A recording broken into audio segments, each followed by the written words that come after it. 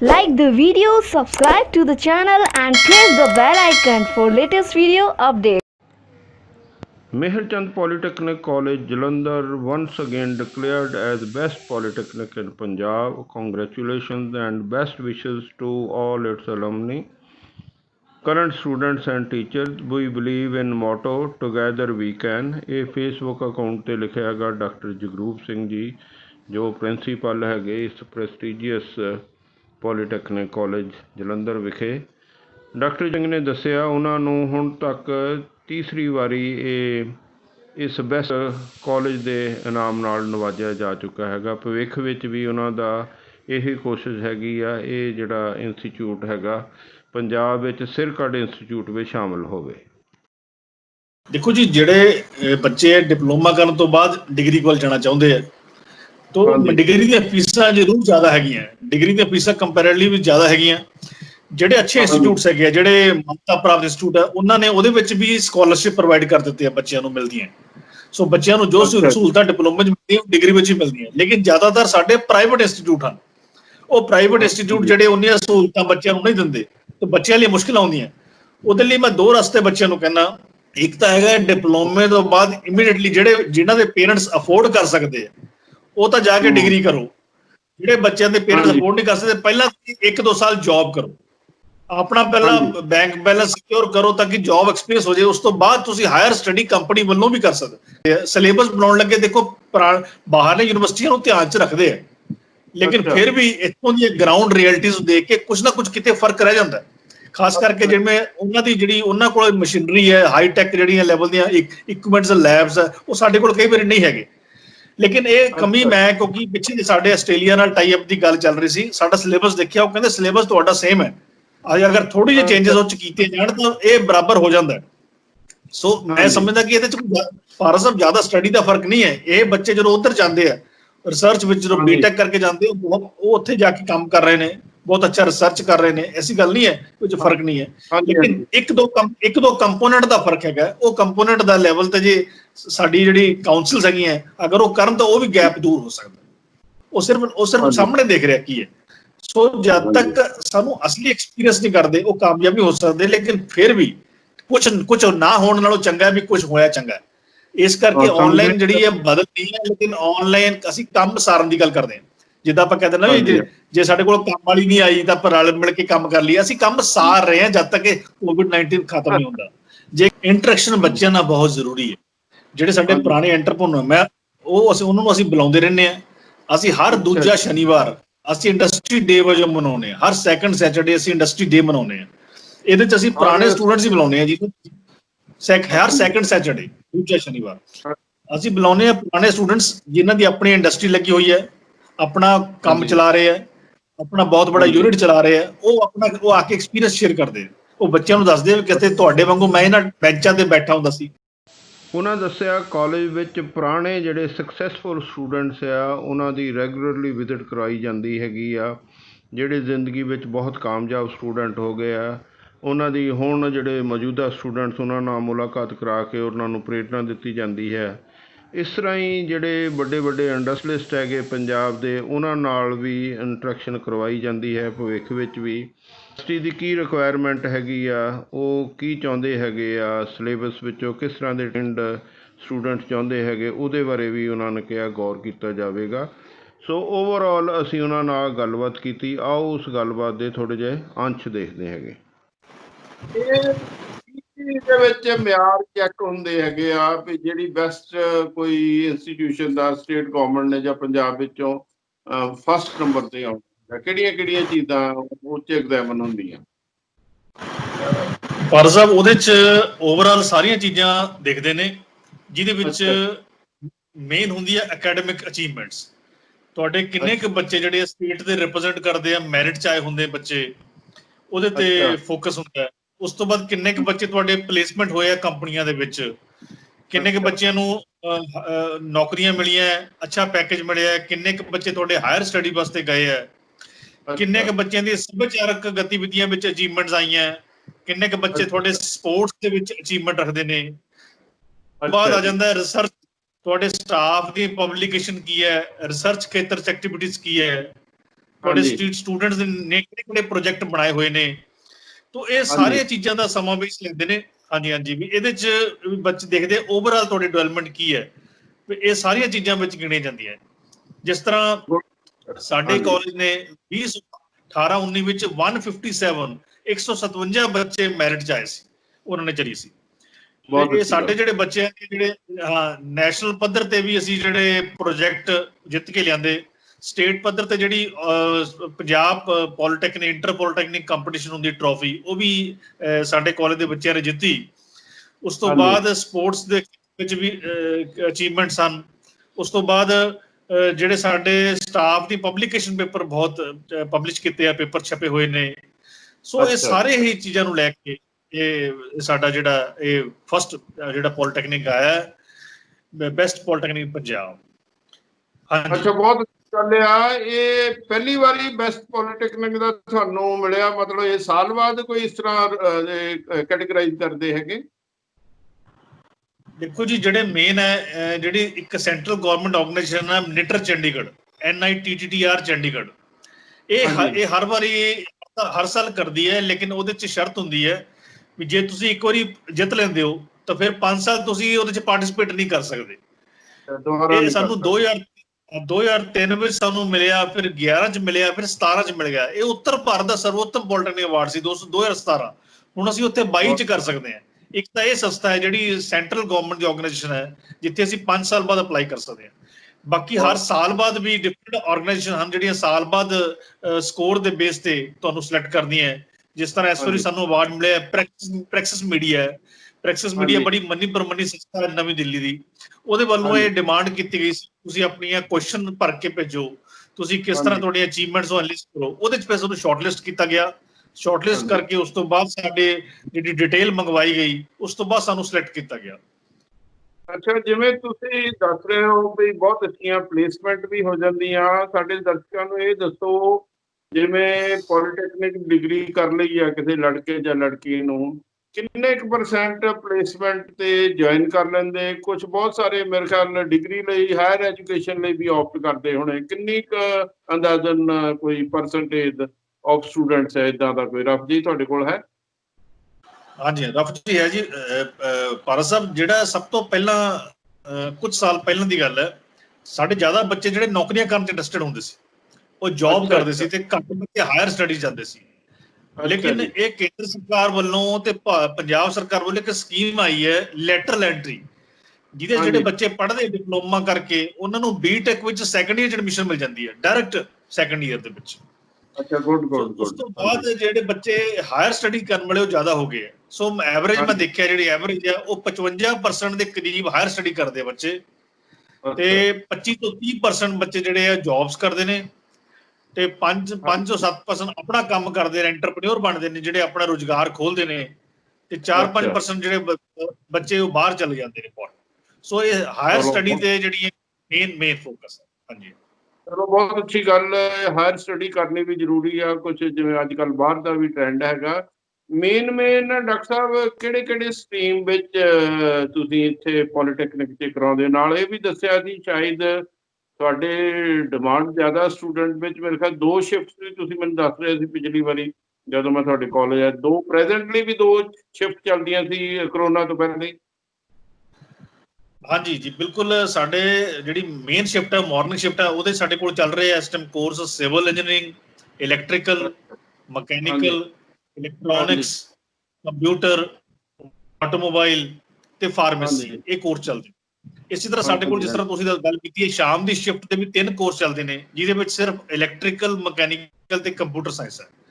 ਇਹ ਇਸ ਕਰਕੇ ਸ਼ਾਮ ਦੀ ਸ਼ਿਫਟ ਸਟਾਰਟ ਕੀਤੀ ਸੀ, ਕਿਉਂਕਿ ਬੱਚੇ ਜਿਹੜੇ ਮਾਰਨਿੰਗ 'ਚ ਐਡਜਸਟ ਨਹੀਂ ਸੀ ਹੁੰਦੇ, ਸਾਡੀ ਡਿਮਾਂਡ ਅੱਛਾ। ਜ਼ਿਆਦਾ ਹੁੰਦੀ ਸੀ ਬੱਚਿਆਂ ਨੂੰ। ਇਸ ਕਰਕੇ ਅਸੀਂ ਈਵਨਿੰਗ ਸ਼ਿਫਟ ਸਟਾਰਟ ਕੀਤੀ ਹੈ, ਤਾਂ ਕਿ ਬੱਚੇ ਹਾਂਜੀ। ਜਿਹੜੇ ਮਾਰਨਿੰਗ 'ਚ ਸੀਟ ਨਾ ਮਿਲ ਸਕੇ, ਉਹ ਸ਼ਾਮ ਦੇ ਵਿੱਚ ਲੈ ਸਕਣ ਸੀਟ।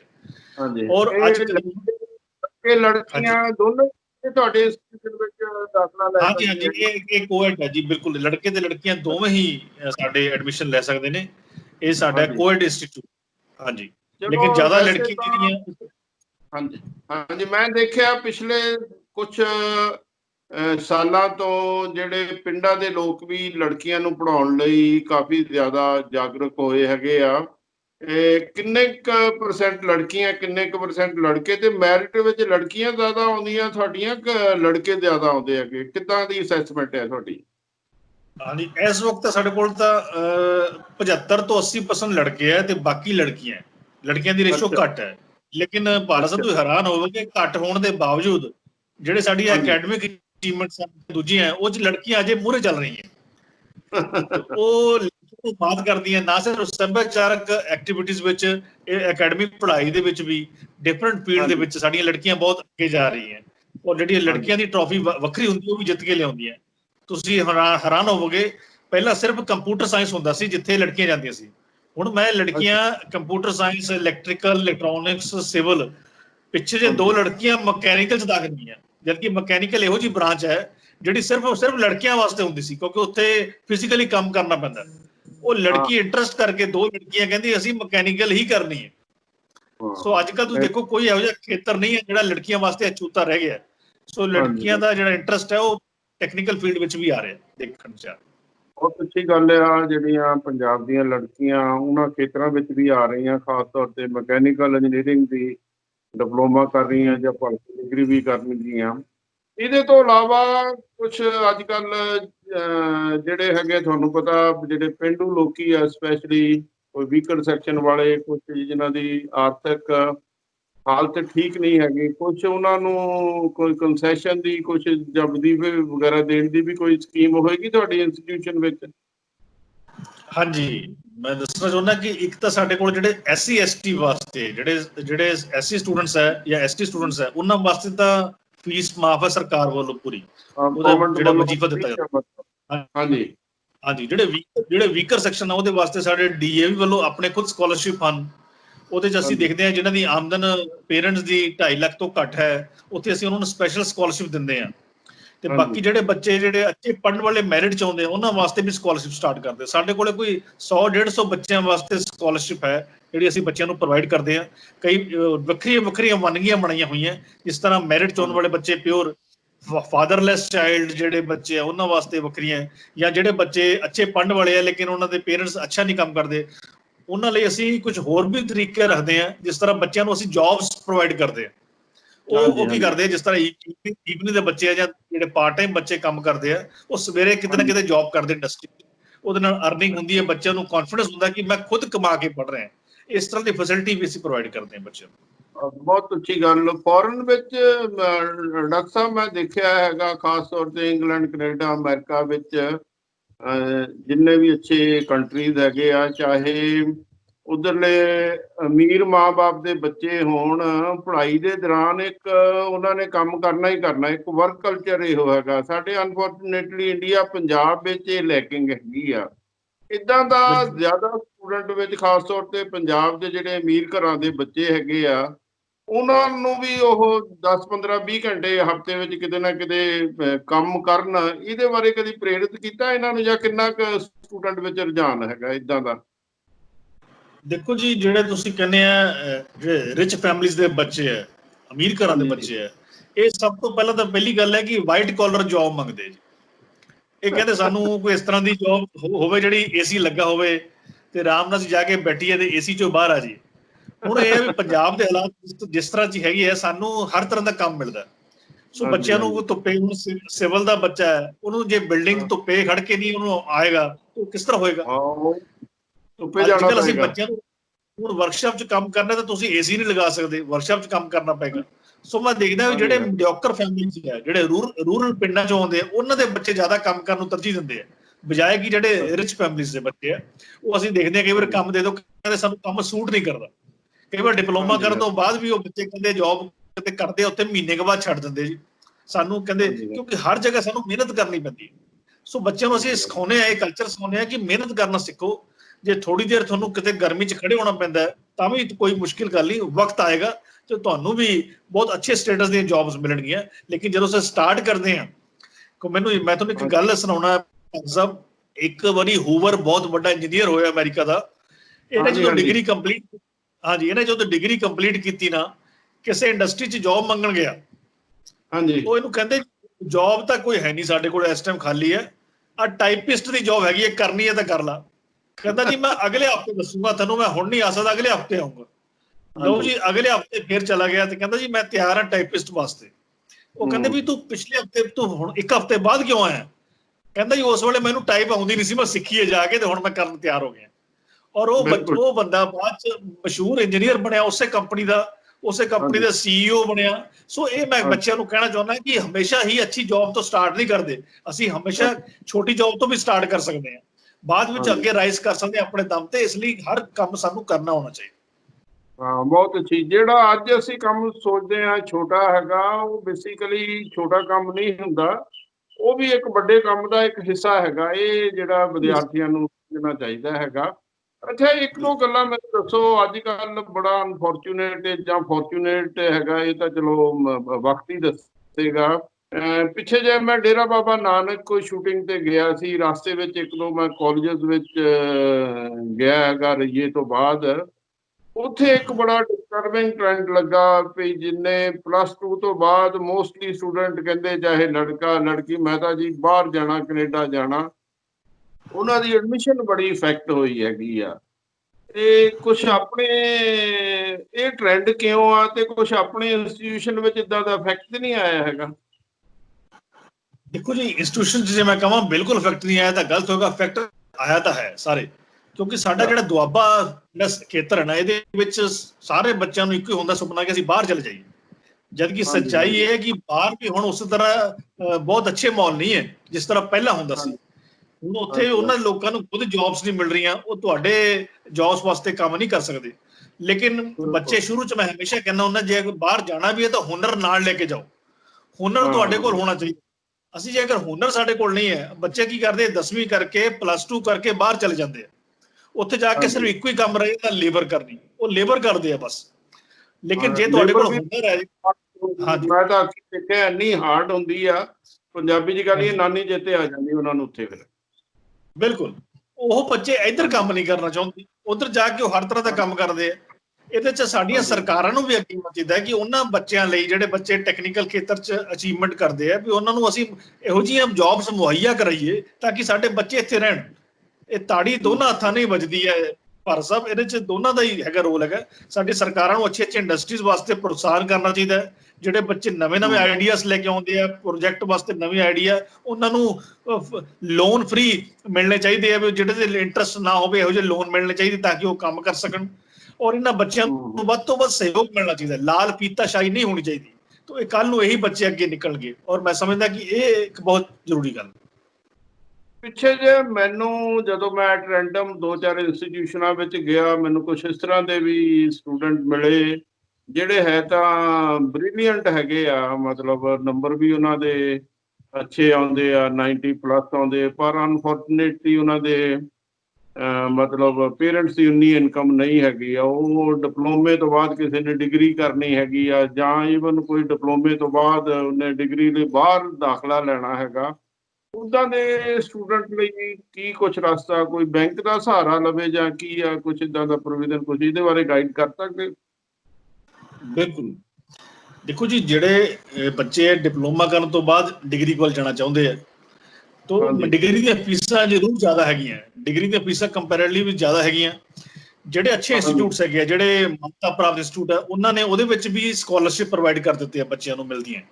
ਸੋ ਬੱਚਿਆਂ ਨੂੰ ਜੋ ਸਹੂਲਤਾਂ ਡਿਪਲੋਮੇ 'ਚ ਮਿਲਦੀਆਂ, ਡਿਗਰੀ ਵਿੱਚ ਹੀ ਮਿਲਦੀਆਂ। ਲੇਕਿਨ ਜ਼ਿਆਦਾਤਰ ਸਾਡੇ ਪ੍ਰਾਈਵੇਟ ਇੰਸਟੀਟਿਊਟ ਹਨ। ਉਹ ਪ੍ਰਾਈਵੇਟ ਇੰਸਟੀਟਿਊਟ ਜਿਹੜੇ ਉਹਨੀਆਂ ਸਹੂਲਤਾਂ ਬੱਚਿਆਂ ਨੂੰ ਨਹੀਂ ਦਿੰਦੇ, ਤੇ ਬੱਚਿਆਂ ਲਈ ਮੁਸ਼ਕਿਲ ਆਉਂਦੀਆਂ। ਉਹਦੇ ਲਈ ਮੈਂ 2 ਰਸਤੇ ਬੱਚਿਆਂ ਨੂੰ ਕਹਿੰਦਾ। ਇੱਕ ਤਾਂ ਹੈਗਾ ਡਿਪਲੋਮੇ ਤੋਂ ਬਾਅਦ ਇਮੀਡੀਏਟਲੀ ਜਿਨ੍ਹਾਂ ਦੇ ਪੇਰੈਂਟਸ ਅਫੋਰਡ ਕਰ ਸਕਦੇ ਆ, ਉਹ ਤਾਂ ਜਾ ਕੇ ਡਿਗਰੀ ਕਰੋ।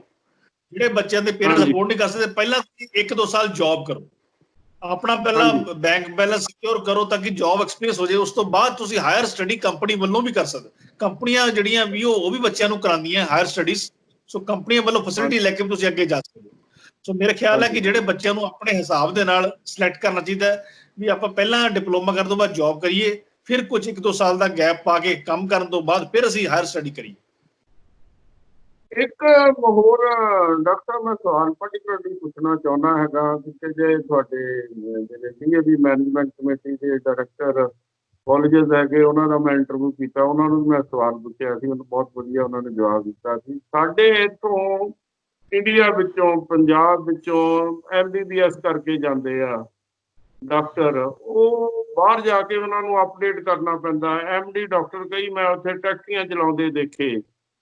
ਹੁਣ ਜੇ ਪੋਲੀਟੈਕਨਿਕ ਦੀ ਕਰੀਏ, ਜੋ ਵਰਲਡ ਲੈਵਲ ਦੇ ਪੋਲੀਟੈਕਨਿਕ ਦਾ ਸਿਲੇਬਸ ਹੈਗਾ, ਜੋ ਪੜ੍ਹਾਈ ਕਰਾਈ ਜਾਂਦੀ ਆ, ਤੁਸੀਂ ਵੀ ਇੱਥੇ ਉਹੀ ਕਰਾਉਂਦੇ ਆ ਜਾਂ ਇਦਾਂ ਦਾ ਜਿਹੜਾ ਸਾਡਾ ਸਿਲੇਬਸ ਹੈਗਾ ਉਹ ਬਾਹਰਲੇ ਨਾਲੋਂ ਗੈਪ ਕਿਉਂ? ਅਸੀਂ ਉਦਾਂ ਦੀ ਪੜ੍ਹਾਈ ਨਹੀਂ ਕਰਾ ਸਕਦੇ ਆਪਣੇ ਇੱਥੇ ਪੰਜਾਬ ਵਿੱਚ ਜਾਂ ਇੰਡੀਆ ਵਿੱਚ, ਜੋ ਇੰਟਰਨੈਸ਼ਨਲ ਲੈਵਲ ਦੇ ਬਾਕੀ ਯੂਨੀਵਰਸਿਟੀਆਂ ਜਾਂ ਕਾਲਜਾਂ ਵਿੱਚ ਕਰਾਈ ਜਾਂਦੀ ਸੇਮ ਡਿਸਪਲਿਨ ਵਿੱਚ, ਜਾਂ ਪੋਲੀਟੈਕਨਿਕ ਜਾਂ ਇੰਜੀਨੀਅਰਿੰਗ ਕਾਲਜ ਵਿੱਚ?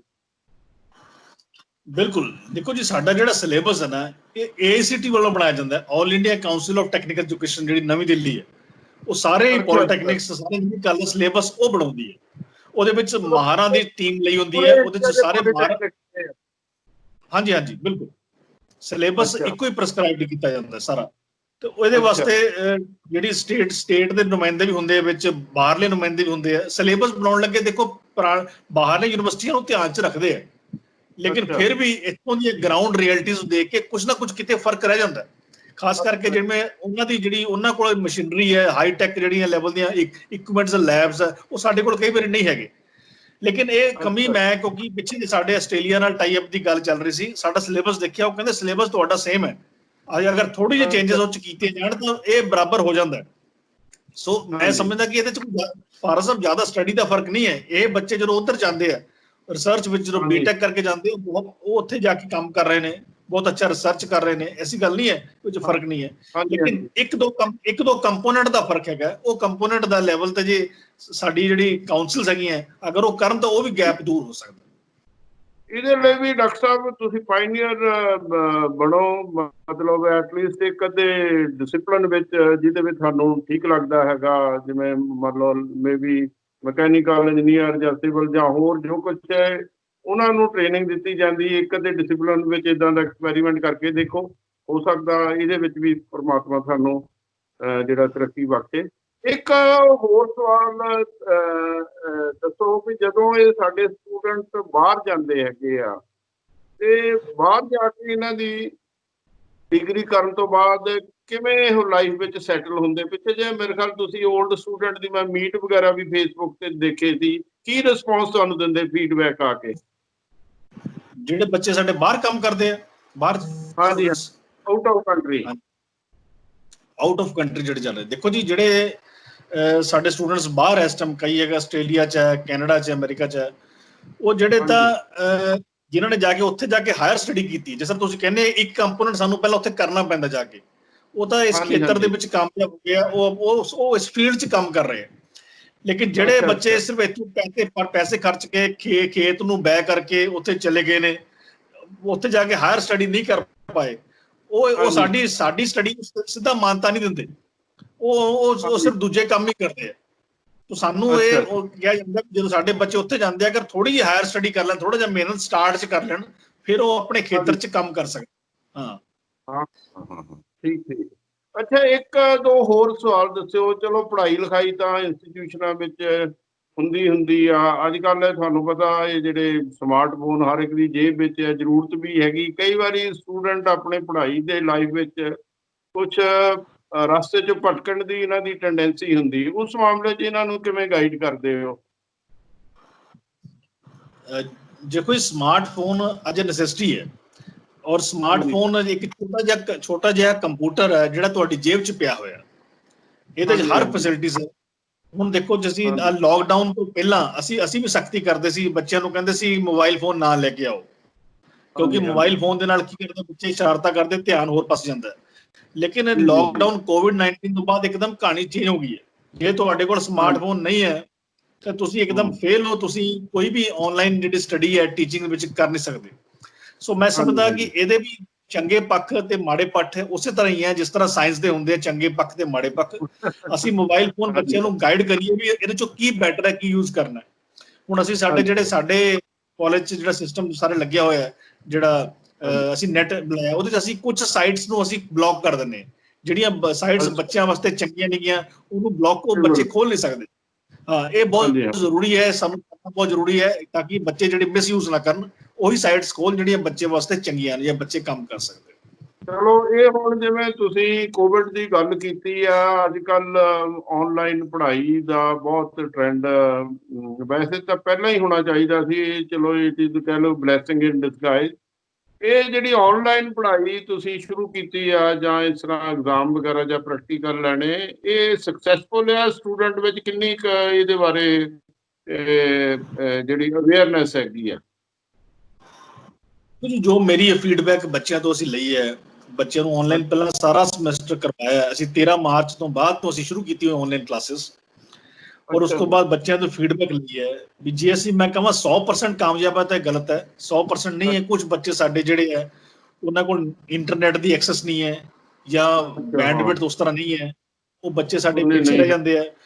ਫਿਰ ਟੀਚਰਾਂ ਦਾ ਆਈ ਟੂ ਆਈ ਕੰਟੈਕਟ ਨਹੀਂ ਹੁੰਦਾ। ਜਿਹੜੇ ਬੱਚੇ ਪਿੱਛੇ ਚੱਲ ਰਹੇ ਆ ਉਹਦੇ ਨਾਲ ਉਹਨਾਂ ਨੂੰ ਅਸੀਂ ਮੋਟੀਵੇਟ ਨਹੀਂ ਕਰ ਸਕਦੇ ਜਿਹੜੇ ਬੱਚੇ ਆ। ਸੋ ਜਿਹੜੀ ਪੜ੍ਹਾਈ ਕਲਾਸ 'ਚ ਬੈਠ ਕੇ ਹੋ ਸਕਦੀ ਹੈ ਉਹਦਾ ਤਾਂ ਬਦਲ ਹੈ ਨਹੀਂ। ਇਹਦੇ 'ਚ ਬਿਲਕੁਲ ਸੱਚ ਗੱਲ ਹੈ, ਉਹਦਾ ਬਦਲ ਨਹੀਂ ਹੈ ਨਾ, ਕਿਉਂਕਿ ਇਹਦੇ ਤੁਸੀਂ ਥਿਊਰੀ ਦੀਆਂ ਕਲਾਸਾਂ ਕਰਾ ਸਕਦੇ ਹੋ, ਪ੍ਰੈਕਟੀਕਲ ਪ੍ਰੋਪਰ ਢੰਗ ਨਾਲ ਜਦੋਂ ਬੱਚੇ ਨੇ ਹੱਥੀਂ ਨਹੀਂ ਕਰਨਾ, ਉਹਨੂੰ ਖੋਲ ਕੇ ਪਤਾ ਹੀ ਨਹੀਂ ਮੈਂ CPU ਖੋਲਣਾ ਹੈ, ਨਟ ਖੋਲਣਾ ਹੈ, ਮੈਂ ਸੋਲਡਰਿੰਗ ਕਰਨੀ ਹੈ, ਮੈਂ ਕਿਸ ਤਰ੍ਹਾਂ ਮਸ਼ੀਨ ਦੇ ਮਤਲਬ ਉਹਨੂੰ ਕੱਸਣਾ ਹੈ, ਮਸ਼ੀਨ ਚਲਾਉਣੀ ਹੈ, ਉਹਦਾ ਚੱਕਰ ਉਹ ਪ੍ਰੈਕਟੀਕਲ ਕਾਮਯਾਬ ਨਹੀਂ। ਖਾਸ ਕਰਕੇ ਸਾਡੀ ਪੋਲੀਟੈਕਨਿਕ ਸਟੱਡੀ ਹੈ, ਇਹ ਪ੍ਰੈਕਟੀਕਲ ਬੇਸਡ ਸਟੱਡੀ ਹੈ, ਜ਼ਿਆਦਾ ਅਸੀਂ ਪ੍ਰੈਕਟੀਕਲ ਕਰਾਉਣੇ ਆ। ਤਾਂ ਇੱਥੇ ਅਸੀਂ ਪ੍ਰੈਕਟੀਕਲ ਦੀਆਂ ਫਿਲਮਾਂ ਦਿਖਾ ਦਿੰਦੇ ਹਾਂ, ਪ੍ਰੈਕਟੀਕਲ ਅਸੀਂ ਦਿਖਾ ਦਿੰਦੇ ਹਾਂ ਵੀ ਬੱਚੇ ਕਿੱਦਾਂ ਮਸ਼ੀਨ ਤੇ ਕਰਦੇ, ਲੇਕਿਨ ਇਹ ਬੱਚਾ ਕਰਕੇ ਤਾਂ ਖੁਦ ਦੇਖ ਨਹੀਂ ਰਿਹਾ, ਉਹ ਸਿਰਫ ਸਾਹਮਣੇ ਦੇਖ ਰਿਹਾ ਕੀ ਹੈ। ਸੋ ਜਦ ਤੱਕ ਸਾਨੂੰ ਅਸਲੀ ਐਕਸਪੀਰੀਅੰਸ ਨਹੀਂ ਕਰਦੇ ਉਹ ਕਾਮਯਾਬ ਨਹੀਂ ਹੋ ਸਕਦੇ, ਲੇਕਿਨ ਫਿਰ ਵੀ ਕੁਝ ਨਾ ਹੋਣ ਨਾਲੋਂ ਚੰਗਾ ਵੀ ਕੁਝ ਹੋਇਆ ਚੰਗਾ। ਇਸ ਕਰਕੇ ਆਨਲਾਈਨ ਜਿਹੜੀ ਹੈ ਬਦਲ ਨਹੀਂ ਹੈ, ਲੇਕਿਨ ਆਨਲਾਈਨ ਅਸੀਂ ਕੰਮ ਸਾਰਨ ਦੀ ਗੱਲ ਕਰਦੇ ਹਾਂ। ਜਿੱਦਾਂ ਆਪਾਂ ਕਹਿੰਦੇ ਨਾ ਵੀ ਜੇ ਸਾਡੇ ਕੋਲ ਕੰਮ ਵਾਲੀ ਨਹੀਂ ਆਈ ਤਾਂ ਆਪਾਂ ਰਲ ਮਿਲ ਕੇ ਕੰਮ ਕਰ ਲਈਏ, ਅਸੀਂ ਕੰਮ ਸਾਰ ਰਹੇ ਹਾਂ ਜਦ ਤੱਕ ਇਹ COVID-19 ਖਤਮ ਨਹੀਂ ਹੁੰਦਾ। ਜੇ ਕਹਿ ਦਈਏ ਕਿ ਪੂਰਾ 100% ਬਦਲ ਹੈ ਤੇ ਬਿਲਕੁਲ ਗਲਤ ਹੈ। ਪ੍ਰੈਕਟੀਕਲ ਜਦ ਤੱਕ ਬੱਚਾ ਹੱਥ ਨਹੀਂ ਕਰੇਗਾ, ਹੱਥ ਨਾਲ ਚਲਾਏਗਾ ਨਹੀਂ ਕੰਮ, ਉਹਨਾਂ ਚਿਰ ਨਿਕਲ ਬਿਲਕੁਲ। ਜਿਵੇਂ ਪੋਲੀਟੈਕਨਿਕ ਜਾਂ ਇੰਜੀਨੀਅਰਿੰਗ ਦੀ ਜਿਹੜੀ ਡਿਗਰੀ ਕਰ ਲੈਂਦੇ ਹੈਗੇ ਆ, ਬਹੁਤ ਸਾਰੇ ਜਿਹੜੇ ਮਤਲਬ ਹੁੰਦੇ ਬ੍ਰੇਨੀ ਬੱਚੇ ਹੁੰਦੇ, ਜਾਂ ਬਿਜ਼ਨਸ ਮਾਈਂਡਡ ਹੁੰਦੇ ਆ, ਜਾਂ ਉਹਨਾਂ ਨੂੰ ਫੈਮਿਲੀ ਜਿੱਦਾਂ ਸਪੋਰਟ ਹੁੰਦੀ, ਬਹੁਤ ਸਾਰੇ ਤੁਸੀਂ ਦੱਸਿਆ ਹੈਗਾ ਬਿਜ਼ਨਸ ਵਿੱਚ ਵੀ ਉਹ ਵੈਂਚਰ ਕਰਦੇ ਹੈਗੇ। ਕੋਈ ਇੱਦਾਂ ਦੇ ਕਾਮਯਾਬ ਬੱਚਿਆਂ ਨੂੰ ਆਪਣੇ ਸਟੂਡੈਂਟ ਨਾਲ ਕੋਈ ਇੱਦਾਂ ਦਾ ਇੰਟਰੈਕਸ਼ਨ ਵਗੈਰਾ ਕਰਾਇਆ ਜਿਹੜੇ ਅੱਛੇ ਕਾਮਯਾਬ ਹੋ ਗਏ ਹੈਗੇ ਆ, ਤਾਂ ਕਿ ਉਹ ਨਵੇਂ ਸਟੂਡੈਂਟ ਨੂੰ, ਕਿ ਐਵੇਂ ਸਰਕਾਰੀ ਨੌਕਰੀਆਂ ਮਗਰ ਆ ਵਾਈਟ ਕਲਰ ਜੌਬ ਲਈ ਹਰ ਕੋਈ ਭੱਜਿਆ ਫਿਰਦਾ ਹੈ, ਹਰ ਕੋਈ ਅਫਸਰ ਤਾਂ ਬਣ ਨਹੀਂ ਰਿਹਾ, ਮਤਲਬ ਜੇ ਆਪਣਾ ਕੰਮ ਕਰੇ ਤਾਂ ਲੱਖਾਂ ਕਰੋੜਾਂ ਰੁਪਏ ਕਮਾ ਸਕਦਾ ਹੈਗਾ। ਬਿਲਕੁਲ, ਜਿਹੜੀ ਹੁਣ ਤੁਸੀਂ ਗੱਲ ਕੀਤੀ ਜੀ, ਬਹੁਤ ਹੀ ਇਹ ਭਾਈ ਦੀ ਗੱਲ ਹੈ। ਇੰਟਰੈਕਸ਼ਨ ਬੱਚਿਆਂ ਨਾਲ ਬਹੁਤ ਜ਼ਰੂਰੀ ਹੈ। ਜਿਹੜੇ ਸਾਡੇ ਪੁਰਾਣੇ ਐਂਟਰਪ੍ਰੈਨਿਓਰ ਮੈਂ ਉਹਨਾਂ ਨੂੰ ਅਸੀਂ ਬੁਲਾਉਂਦੇ ਰਹਿੰਦੇ ਹਾਂ। ਅਸੀਂ ਹਰ ਦੂਜਾ ਸ਼ਨੀਵਾਰ ਅਸੀਂ ਇੰਡਸਟਰੀ ਡੇ ਵਜੋਂ ਮਨਾਉਂਦੇ ਹਾਂ, ਹਰ ਸੈਕੰਡ ਸੈਟਰਡੇ ਅਸੀਂ ਇੰਡਸਟਰੀ ਡੇ ਮਨਾਉਂਦੇ ਹਾਂ। ਇਹਦੇ 'ਚ ਅਸੀਂ ਪੁਰਾਣੇ ਸਟੂਡੈਂਟਸ ਹੀ ਬੁਲਾਉਂਦੇ ਹਾਂ ਜੀ, ਹਰ ਸੈਕੰਡ ਸੈਟਰਡੇ ਦੂਜਾ ਸ਼ਨੀਵਾਰ ਅਸੀਂ ਬੁਲਾਉਂਦੇ ਹਾਂ ਪੁਰਾਣੇ ਸਟੂਡੈਂਟਸ ਜਿਨ੍ਹਾਂ ਦੀ ਆਪਣੀ ਇੰਡਸਟਰੀ ਲੱਗੀ ਹੋਈ ਹੈ, ਆਪਣਾ ਕੰਮ ਚਲਾ ਰਹੇ ਹੈ, ਆਪਣਾ ਬਹੁਤ ਬੜਾ ਯੂਨਿਟ ਚਲਾ ਰਹੇ ਆ। ਉਹ ਆ ਕੇ ਐਕਸਪੀਰੀਅੰਸ ਸ਼ੇਅਰ ਕਰਦੇ, ਉਹ ਬੱਚਿਆਂ ਨੂੰ ਦੱਸਦੇ ਵੀ ਕਿਤੇ ਤੁਹਾਡੇ ਵਾਂਗੂ ਮੈਂ ਇਹਨਾਂ ਬੈਂਚਾਂ ਤੇ ਬੈਠਾ ਹੁੰਦਾ ਸੀ, ਇੱਥੇ ਬੈਠ ਕੇ ਮੈਂ ਪੜ੍ਹਦਾ ਹੁੰਦਾ ਸੀ, ਤੇ ਜਦੋਂ ਮੈਂ ਬਾਹਰ ਨਿਕਲਿਆ ਮੈਂ ਮੁਸ਼ਕਿਲਾਂ ਫੇਸ ਕੀਤੀਆਂ, ਮੈਨੂੰ ਕਿਤੇ ਲੋਨ ਨਹੀਂ ਮਿਲ ਰਿਹਾ ਸੀ, ਫਿਰ ਮੈਂ ਇਸ ਤਰ੍ਹਾਂ, ਉਹ ਆਪਣੀ ਜਦੋਂ ਐਕਸਪੀਰੀਅੰਸ ਸ਼ੇਅਰ ਕਰਦਾ ਨਾ, ਬੱਚੇ ਬੜੇ ਧਿਆਨ ਨਾਲ ਸੁਣਦੇ ਆ ਵੀ ਇਹ ਬੱਚਾ ਸਾਡੇ ਚੋਂ ਗਿਆ। ਇਹ ਮੈਂ ਸਮਝਦਾ ਹਰ ਸਕੂਲ, ਕਾਲਜ, ਯੂਨੀਵਰਸਿਟੀ 'ਚ ਹੋਣਾ ਚਾਹੀਦਾ ਹੈ ਵੀ ਤੁਹਾਡੇ ਅਲਮਨਾਈ ਤੇ ਇੰਟਰੈਕਸ਼ਨ ਬਹੁਤ ਜ਼ਰੂਰੀ ਹੈ, ਤਾਂ ਕਿ ਬੱਚੇ ਉੱਥੋਂ ਸਿੱਖਦੇ ਆ। ਇਸੇ ਤਰ੍ਹਾਂ ਮੈਂ ਪਿੱਛੇ ਜੇ ਮਲੇਸ਼ੀਆ ਤੋਂ ਬੱਚਾ ਆਇਆ ਸੀ ਸਾਡਾ, ਉੱਥੇ ਆਪਰੇਸ਼ਨਲ ਇੰਜੀਨੀਅਰ ਹੈ ਬਹੁਤ ਵੱਡੀ ਫਰਮ ਦੇ ਵਿੱਚ, ਉਹਨੂੰ ਕਰੋੜਾਂ ਦਾ ਪੈਕੇਜ ਮਿਲ ਰਿਹਾ। ਉਹ ਬੱਚੇ ਨੇ ਆ ਕੇ ਵੀ ਸ਼ੇਅਰ ਕੀਤਾ ਕਿ ਮੈਂ ਕਿਸ ਤਰ੍ਹਾਂ ਬਣਿਆ, ਮੈਂ ਕਿਸ ਤਰ੍ਹਾਂ ਉੱਥੇ ਪਹੁੰਚਿਆ। ਸੋ ਇਸ ਤਰ੍ਹਾਂ ਦੀ ਇੰਟਰੈਕਸ਼ਨ ਬੱਚਿਆਂ ਨਾਲ ਸਾਡੀ ਚੱਲਦੀ ਰਹਿੰਦੀ ਹੈ, ਅਸੀਂ ਬੱਚਿਆਂ ਨਾਲ ਮੁਲਾਕਾਤ ਕਰਦੇ ਰਹਿੰਦੇ। ਹਾਂਜੀ, ਬਹੁਤ ਅੱਛੀ ਗੱਲ ਹੈ। ਇੱਕ ਡਾਕਟਰ ਸਾਹਿਬ ਲਾਸਟ ਸਵਾਲ, ਇਹ ਬਹੁਤ ਸਾਰੇ ਮੇਰੇ ਇੰਡਸਟਰੀਅਲਿਸਟ ਬਹੁਤ ਵੱਡੀਆਂ ਵੱਡੀਆਂ ਫੈਕਟਰੀਆਂ ਚਲਾਉਂਦੇ ਹੈਗੇ, ਕਈ ਵਾਰੀ ਇਸ ਵਿਸ਼ੇ ਤੇ ਗੱਲ ਹੁੰਦੀ ਆ, ਉਹ ਅਕਸਰ ਇਹੋ ਹੀ ਕੰਪਲੇਂਟ ਕਰਦੇ ਆ ਵੀ ਪੜ੍ਹਾਈ ਤੁਸੀਂ ਹੋਰ ਕਰਾਉਨੇ, ਜੋ ਉਹਨਾਂ ਨੂੰ ਚਾਹੀਦਾ ਉੱਦਾਂ ਦੇ ਉਹਨਾਂ ਨੂੰ ਜਿਹੜੇ ਸਟੂਡੈਂਟ ਮਿਲਦੇ ਨਹੀਂ, ਜਿਹੜੇ ਡਿਗਰੀ ਵਾਲੇ ਜਾਂ ਡਿਪਲੋਮੇ ਵਾਲੇ। ਇੱਦਾਂ ਦੀ ਸ਼ਿਕਾਇਤ ਕਿਉਂ ਕਰਦੇ ਇੰਡਸਟਰੀਅਲਿਸਟ? ਕੋਈ ਉਹਨਾਂ ਨੂੰ ਪ੍ਰੈਕਟੀਕਲੀ ਕੀ ਹੈਗਾ, ਜਿਵੇਂ ਮਕੈਨੀਕਲ ਇੰਜੀਨੀਅਰ ਹੈਗਾ, ਡਿਗਰੀ ਉਹ ਕਰ ਰਿਹਾ ਡਿਪਲੋਮਾ, ਉਹਨਾਂ ਦੀ ਕੀ ਰਿਕੁਆਇਰਮੈਂਟ ਉੱਦਾਂ ਦੇ ਕਰ ਲਓ। ਕਹਿੰਦੇ ਅਸੀਂ ਚਾਹੁੰਦੇ ਹਾਂ, ਪੈਸੇ ਵੀ ਜ਼ਿਆਦਾ ਦੇਣੇ ਲਈ ਤਿਆਰ ਹੈ, ਅਸੀਂ ਕਹਿੰਦੇ ਟ੍ਰੇਨਡ ਬੰਦਾ ਆਵੇ ਸਾਡੇ ਕੋਲ, ਸਾਡੀ ਜੋ ਵੀ ਕੰਮ ਕਰਨਾ ਕਰੇ, ਜਿੰਨੇ ਮਰਜ਼ੀ ਪੈਸੇ ਮੰਗੇ। ਕਹਿੰਦੇ ਉਹਨਾਂ ਨੂੰ ਆਪ ਸਾਨੂੰ ਟ੍ਰੇਨ ਕਰਨਾ ਪੈਂਦਾ। ਉਹ ਕਮੀ ਕਿੱਥੇ ਆ? ਬਿਲਕੁਲ ਸਹੀ ਗੱਲ ਜੀ। ਹਰ ਇੱਕ ਇੰਡਸਟਰੀ ਨੂੰ ਇਹ ਕੰਪਲੇਂਟ ਰਹੀ ਹੈ ਕਿ ਜੋ ਅਸੀਂ ਮੰਗਦੇ ਹਾਂ ਸਾਨੂੰ ਉਸ ਤਰ੍ਹਾਂ ਦਾ ਪ੍ਰੋਡਕਟ ਨਹੀਂ ਮਿਲਦਾ, ਉਸ ਪ੍ਰੋਡਕਟ ਨੂੰ ਸਾਨੂੰ ਹਾਂਜੀ। ਤਿਆਰ ਕਰਨਾ ਪੈਂਦਾ। ਸੋ ਇਹਦੇ ਲਈ ਇੱਕੋ ਹੀ ਹੈ ਵੀ ਇੰਡਸਟਰੀ ਤੇ ਇੰਸਟੀਚਿਊਟ ਦੇ ਵਿੱਚ ਇੰਟਰੈਕਸ਼ਨ ਹੋਣਾ ਚਾਹੀਦਾ। ਜਿਹੜੇ ਅਸੀਂ ਹੁਣ ਐਫਰਟਸ ਕਰ ਰਹੇ ਹਾਂ ਬਹੁਤ ਜਗ੍ਹਾ ਸਾਰੇ, ਬਹੁਤ ਜ਼ਰੂਰੀ ਹੈ ਵੀ ਇੰਡਸਟਰੀ 'ਚ ਸਾਡੇ ਕੋਲ ਆ ਕੇ ਬੱਚਿਆਂ ਨੂੰ ਐਕਸਪਲੇਨ ਕਰੋ, ਸਾਡੇ ਬੱਚੇ ਇੰਡਸਟਰੀ ਵਿਜ਼ਿਟ ਕਰਨ, ਕਿਉਂਕਿ ਉੱਥੇ ਇੰਡਸਟਰੀ ਵਿੱਚ ਬਾਰ-ਬਾਰ ਮਸ਼ੀਨਾਂ ਚੇਂਜ ਹੁੰਦੀ ਰਹਿੰਦੀਆਂ, ਨਵੀਂ ਟੈਕਨੋਲੋਜੀ ਆਉਂਦੀ ਰਹਿੰਦੀ ਹੈ। ਉਹ ਉਸੇ ਤਰ੍ਹਾਂ ਹਾਂਜੀ। ਸਿਲੇਬਸ ਕਈ ਵਾਰੀ ਜਲਦੀ ਅਪਡੇਟ ਨਹੀਂ ਹੁੰਦਾ, ਸਿਲੇਬਸ ਨੂੰ ਅਪਡੇਟ ਹੋਣ ਨੂੰ ਟਾਈਮ ਲੱਗਦਾ। ਬੱਚੇ ਜਿਹੜੇ ਸਿੱਖਦੇ ਆ ਉਹ ਪੁਰਾਣਾ ਕਈ ਵਾਰ ਹੁੰਦਾ ਤੇ ਉਹ ਇੰਡਸਟਰੀ ਵਿੱਚ ਨਾਲ ਦੀ ਨਾਲ ਅਪਡੇਟ ਹੁੰਦਾ ਰਹਿੰਦਾ, ਕਿਉਂਕਿ ਉੱਥੇ ਲੋੜ ਹੈ, ਉੱਥੇ ਰॉ ਮਟੀਰੀਅਲ ਤੋਂ ਐਂਡ ਪ੍ਰੋਡਕਟ ਬਣਨਾ ਹੈ, ਉੱਥੇ ਨਾਲ ਨਾਲ ਨਵੀਂ ਹਾਂਜੀ। ਪ੍ਰੋਡਕਟ ਤਿਆਰ ਹੋਣੇ ਆ।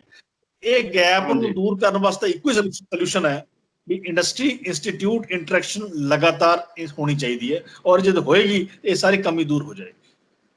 ਇੰਡਸਟਰੀਅਲਿਸਟਾਂ ਨੂੰ ਵੀ ਬੁਲਾਇਆ, ਕਈ ਜਿਹੜੀ ਅੱਛੀਆਂ ਵਾਲੇ ਉਹਨਾਂ ਦੇ ਸਟੂਡੈਂਟਸ ਨਾਲ ਇੰਟਰੈਕਸ਼ਨ ਕਰਾ ਤੋਂ ਕਦੀ ਕੋਈ ਇਦਾਂ ਦੀ ਐਕਸਰਸਾਈਜ਼ ਕੀਤੀ ਕਿ ਨਹੀਂ ਅਜੇ? ਬਿਲਕੁਲ ਜੀ, ਇਹ ਰੈਗੂਲਰ ਮੈਂ ਦੱਸਿਆ ਵੀ ਹਰ ਸੈਕੰਡ ਸੈਟਰਡੇ ਹੁੰਦੀ ਐਕਸਰਸਾਈਜ਼। ਕੁਝ ਬੱਚੇ ਸਾਡੇ ਇਹ ਇੰਡਸਟਰੀ ਜਾਂਦੇ ਆ, ਹਾਂ, ਤੇ ਕੁਝ ਅੱਛਾ। ਇੰਡਸਟਰੀ ਚੋਂ ਇੱਥੇ ਹੁੰਦੇ, ਮਤਲਬ ਸਾਡੇ ਜਿੰਨੇ ਬੱਚੇ ਉਸ ਦਿਨ ਕੋਈ ਨਾ ਕੋਈ ਐਕਟੀਵਿਟੀ ਇਸ ਤਰ੍ਹਾਂ ਹੁੰਦੀ ਹੈ, ਕਿਉਂਕਿ ਇੰਡਸਟਰੀ ਨਾਲ ਇੰਟਰੈਕਸ਼ਨ ਬਹੁਤ ਜ਼ਰੂਰੀ ਹੈ। ਅੱਜ ਦੇ ਯੁੱਗ 'ਚ ਅਗਰ ਇੰਡਸਟਰੀ ਨਾਲ ਤੁਹਾਡੀ ਇੰਟਰੈਕਸ਼ਨ ਨਹੀਂ ਹੈ ਤਾਂ ਤੁਸੀਂ ਕਾਮਯਾਬ ਨਹੀਂ ਬੱਚਿਆਂ ਨੂੰ ਕਰ ਸਕਦੇ। ਇੱਕ ਲਾਸਟ ਵਿੱਚ ਡਾਕਟਰ ਸਾਹਿਬ ਸਵਾਲ ਹੈਗਾ, ਜਿਹੜਾ ਮਤਲਬ ਇਹ ਸਾਡੇ ਅਨਫੋਰਚੂਨੇਟਲੀ ਸਾਈਕੀ ਪੰਜਾਬ ਦੇ ਬੱਚਿਆਂ ਦੀ ਇਦਾਂ ਦੀ ਡਿਵੈਲਪ ਹੋਈ ਹੋ, ਹਰ ਕੋਈ ਕਹਿੰਦਾ ਮੈਨੂੰ ਕੁਰਸੀ ਬਣਾ ਦਿਓ ਤੇ ਅਫਸਰ ਬਣਾ ਦਿਓ, ਕਾਰ ਦੇ ਦਿਓ, ਹਰ ਕੋਈ ਤਾਂ ਉਹ ਹੋ ਨਹੀਂ ਸਕਦਾ, ਇਹ ਤਾਂ ਬੜਾ ਲੰਬਾ ਚੌੜਾ ਕੰਪੀਟੀਟਿਵ ਪ੍ਰੋਸੈਸ ਹੁੰਦਾ ਹੈ। ਜਿਹੜਾ ਡਿਗਨਿਟੀ ਆਫ ਲੇਬਰ, ਕੋਈ ਜਦੋਂ ਅਸੀਂ ਆਮ ਭਾਸ਼ਾ ਵਿੱਚ ਛੋਟਾ ਕੰਮ ਵੀ ਕਹਿ ਲਈ, ਬਾਹਰ ਨਹੀਂ ਇਦਾਂ ਦੀ ਕੋਈ ਪ੍ਰੋਬਲਮ, ਮਤਲਬ ਬਾਹਰ ਬੜੇ ਫਖਰ ਨਾਲ ਲੋਕੀ ਦੱਸਦੇ ਮੈਂ ਆਹ ਕੰਮ ਕਰਦਾ। ਇੱਥੇ ਇਹਦੇ ਬਾਰੇ ਕਿਉਂ ਮਤਲਬ ਲੋਕਾਂ 'ਚ ਇਦਾਂ ਦੀ ਛੋਟੀ ਜਾਂ ਨੈਰੋ ਥਿੰਕਿੰਗ ਹੈ ਡਿਗਨਿਟੀ ਆਫ ਲੇਬਰ ਬਾਰੇ? ਇਹਦਾ ਕਾਰਨ ਹੈ ਜੀ ਸਾਡੀ ਜਿਹੜੀ ਡਿਸਪੈਰਿਟੀ ਆ ਪੇ ਦੀ, ਤਨਖਾਹ ਦੀ ਡਿਸਪੈਰਿਟੀ। ਹੁਣ ਫੋਰਨ ਦੇ ਵਿੱਚ ਜੇ ਕੋਈ ਪ੍ਰਾਇਮਰੀ ਟੀਚਰ ਵੀ ਹੈ ਉਹਦੀ ਉਨੀ ਸੈਲਰੀ ਹੈ ਜਿੰਨੀ ਪ੍ਰੋਫੈਸਰ ਦੀ ਹੈ। ਇਸੇ ਤਰ੍ਹਾਂ ਜੇ ਕੋਈ ਸੈਨਟਰੀ ਇੰਸਪੈਕਟਰ ਲੱਗਾ ਜਾਂ ਕੋਈ ਮਜ਼ਦੂਰ ਲੱਗਾ, ਉਹਦੀ ਤਨਖਾਹ ਵੀ ਕਾਫੀ ਅੱਛੀ ਹੈ, ਤਾਂ ਕਿ ਉਹਦੇ ਨਾਲ ਤੁਸੀਂ ਬਹੁਤ ਅੱਛਾ ਗੁਜ਼ਾਰਾ ਕਰ ਸਕਦੇ ਹੋ। ਸਾਡੇ ਇੱਥੇ ਹੈ ਜੇ ਕੋਈ ਡਿਪਲੋਮਾ ਕਰਨ ਤੋਂ ਬਾਅਦ ਲਾਈਨਮੈਨ ਲੱਗ ਜਾਂਦਾ ਹੈ, ਉਹਦੀ ਤਨਖਾਹ ਹੋਰ ਹੈ। ਜੇ ਕੋਈ ਡਿਪਲੋਮਾ ਕਰਕੇ ਕਿਤੇ ਹੋਰ ਤੁਸੀਂ ਹੋਰ ਕਿਸੇ ਜੌਬ ਕਰਦੇ ਹੋ, ਉਹਦੀ ਹੋਰ ਹੈ। ਇੰਡਸਟਰੀ 'ਚ ਲੱਗਦੇ ਹੋ ਤਾਂ ਟ੍ਰੇਨੀ ਇੰਜੀਨੀਅਰ ਨੂੰ ਬਹੁਤ ਘੱਟ ਪੈਸੇ ਮਿਲਦੇ ਆ। ਇਹ ਜਿਹੜੀ ਡਿਸਪੈਰਿਟੀ ਕਰਕੇ ਅਸੀਂ ਛੋਟਾ ਕੰਮ ਕਰਨਾ ਨਹੀਂ ਚਾਹੁੰਦੇ, ਅਸੀਂ ਚਾਹੁੰਦੇ ਕਿ ਸਾਨੂੰ ਵੱਡਾ ਹੀ ਕੰਮ ਮਿਲੇ, ਅਸੀਂ ਉਹ ਕੰਮ ਕਰੀਏ ਜਿੱਥੇ ਸਾਡੀ ਸੈਲਰੀ ਜ਼ਿਆਦਾ ਹੋਵੇ। ਇਹ ਡਿਸਪੈਰਿਟੀ ਨੂੰ ਸਰਕਾਰ ਹੀ ਦੂਰ ਕਰ ਸਕਦੀ ਹੈ ਵੀ ਅਸੀਂ ਜਿਹੜੀਆਂ ਛੋਟੀਆਂ ਜੌਬਸ ਵੀ ਹੈ ਉਹਨਾਂ ਨੂੰ ਵੀ ਅੱਛੀ ਪੇ ਦਈਏ, ਤਾਂ ਕਿ ਬੱਚੇ ਉਹਨਾਂ 'ਚ ਇਹ ਨਾ ਹੋਵੇ ਵੀ ਅਸੀਂ ਵੀ ਆਹ ਕੰਮ ਨਾ ਕਰ ਸਕੀਏ। ਸਫੀਸ਼ੀਐਂਟ ਪੇ, ਜਿਹੜੀ ਮਿਨੀਮਮ ਪੇ ਇਹ ਹੋਣੀ ਚਾਹੀਦੀ। ਬਿਲਕੁਲ। ਚਲੋ ਡਾਕਟਰ ਸਾਹਿਬ, ਤੁਸੀਂ ਬਹੁਤ ਵਧੀਆ ਗੱਲਾਂ ਕਹੀਆਂ ਹੈਗੀਆਂ। ਫਿਰ ਤੁਹਾਨੂੰ ਇੱਕ ਵਾਰੀ ਫਿਰ ਮੁਬਾਰਕਾਂ, ਤੁਸੀਂ ਇੰਸਟੀਟਿਊਸ਼ਨ ਨੂੰ ਬੈਸਟ ਲੈ ਕੇ ਆਏ ਹੈਗੇ। ਅਗਾਂਹ ਵੀ 5 ਸਾਲ ਬਾਅਦ 4 ਸਾਲ ਫਿਰ ਮਿਹਨਤ ਕਰੋ, ਆਉਣਾ ਤਾਂ ਨਹੀਂ, ਫਿਰ ਇਹ ਜਿਹੜਾ ਮੋਮੈਂਟਮ ਜਾਰੀ ਰਹਿਣਾ ਚਾਹੀਦਾ ਹੈਗਾ। ਤੁਸੀਂ ਸਾਡੇ ਨਾਲ ਗੱਲਬਾਤ ਕੀਤੀ, ਅਗਾਂਹ ਹੋਰ ਟੌਪਿਕ 'ਤੇ ਗੱਲਬਾਤ ਕਰਾਂਗੇ। ਬਹੁਤ ਬਹੁਤ ਮਿਹਰਬਾਨੀ, ਧੰਨਵਾਦ, thank you very much. Thank you.